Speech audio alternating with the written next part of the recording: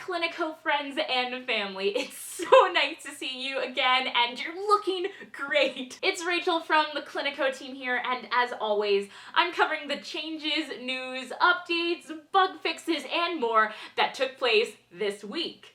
Today, we've got some exciting changes to Invoices, how you generate API keys, a new column in the Practitioner Performance Report, an update to data exports, and some bug fixes.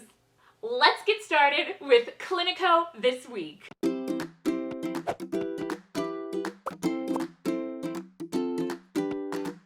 To begin, let's go over the change to invoices. When creating or editing an invoice, you can now see a list of the most recent invoices for that patient without having to leave the page. That's right, if your device's screen is wide enough, you'll see the invoices on the right-hand side. Otherwise, if you're on a smaller device or screen, you can also view the most recent invoices by expanding the invoice toolbar, indicated by the less than symbol. Here, you can see at a glance the last 5 invoices that were generated for the patient, including the date of the invoice, any billable items or products that were added, and the total. If you want to view the invoice, click on the date and it will immediately bring you there. Just note, make sure you save your edits before navigating to an old invoice. Now, let's cover the changes to the Practitioner Performance Report. First, when generating or creating a Practitioner Performance Report, you'll notice the View button has been removed. But don't worry, that doesn't mean you can't see the report anymore. Simply click on the date of the report, and that will now bring you directly to the report you're after. You'll also notice on newly generated reports a brand new column. We've now added the number of patients without upcoming appointments. The number listed here will match the results from the patients without upcoming appointments report for the same date range. This is a great way to see at a glance how many patients haven't rebooked yet. Just note, the number does include patients who have recalls set up. Additionally, this data is a snapshot of the information in your account at the time of creating the report. So if you happen to reschedule a patient after viewing your report, the data will not update until a new report is generated. Next up, we've made a change to our payment allocations export. When generating this data export via settings, you'll now see that including archive records is disabled. You'll also see a message pop up letting you know that including archived records is not supported. The way we handle payment allocations behind the scenes made archived records obsolete. It would often cause issues when someone attempted to generate this export alongside archived records. So to prevent any further hair pulling, we've disabled that option. Another change we made to help prevent any further hair pulling was limiting the number of requests a browser device or browser extension could make. But what does that mean? Well, when you use Cliniko, your device/browser will essentially request to take an action with our servers. Navigating to a new page, creating an appointment, writing a letter about how awesome your patient Rachel is, etc. Every time you interact with Cliniko in any way, you're making a request.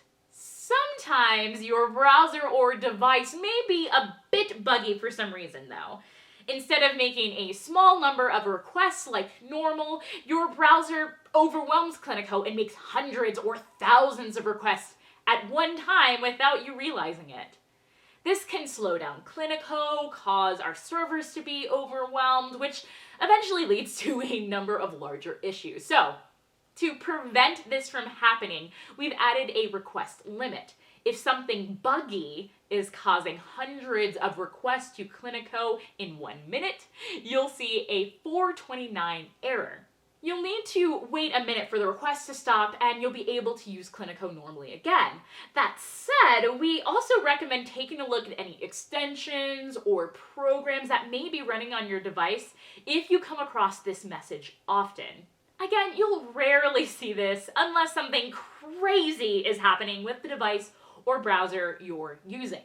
Moving on, we've changed how you generate an API key. As a quick refresher, API keys are essentially a way for your account to talk to a third party. For example, if you integrate with MailChimp, we require you to generate an API key that will allow us to talk directly to your MailChimp account, and vice versa. Just note, API keys should never be given to anyone you don't trust. You're granting access to your Cliniko data. So treat API keys as if they were a copy of your house key. To generate an API key, you'll still head to My Info, but you'll now see a new option called Manage API Keys.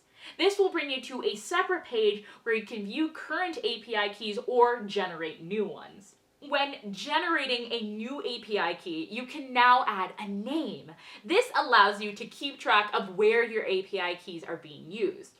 Old API keys generated before this change will not have a name listed, and deleting an API key means the third party will no longer have access to your data. We've also included a date and time when the API key was generated and have removed the ability to view the API key that was generated. Finally, let's discuss the bug fixes for this week. If you were locked out of your account but were constantly redirected to the login page, that has been fixed. If you were having issues searching patient attachments within a patient's file, that has been addressed. And if you were having issues editing your own user account via settings, not from My Info, then that has been squashed.